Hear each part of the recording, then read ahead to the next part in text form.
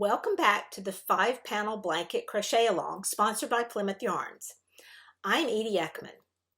I hope you've been keeping up with us and having a good time as you've crocheted along. So far we've done 3 panels. It's time to do the 4th panel. Now with panel 1 you had an all over stitch pattern in one color.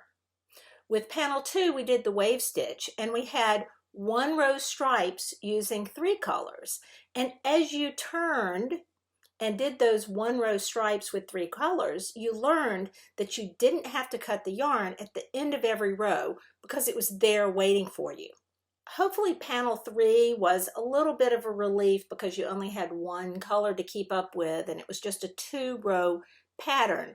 So although it may have taken a while to crochet, hopefully you caught on to that pretty fast. Panel 4 is going to be a little bit of a challenge, but I know that you can do it. What happens with the dotted zigzag stitch, which is this lovely stitch here, is you're going to be working 1 row stripes in 4 colors. This is different from working 1 row stripes with 3 colors. Because in this instance, if you turn at the end of every row, the yarn will not be waiting for you necessarily at the end of the row when you need it.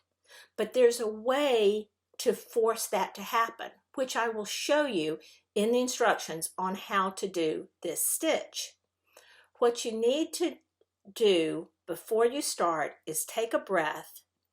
Realize that I'm going to walk you through every stitch, every step of the way, but you will not be turning at the end of every single row. You will only be turning at the end of certain rows. Mind blown, right? You're not turning at the end of every row. So go ahead, remember about your gauge. You still want to match gauge, so either do a separate gauge swatch or start your panel, but check your gauge after about 5 inches.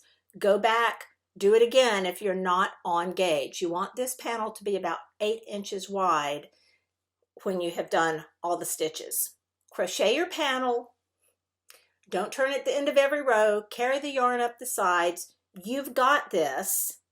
And I'll see you back for the last panel, panel 5.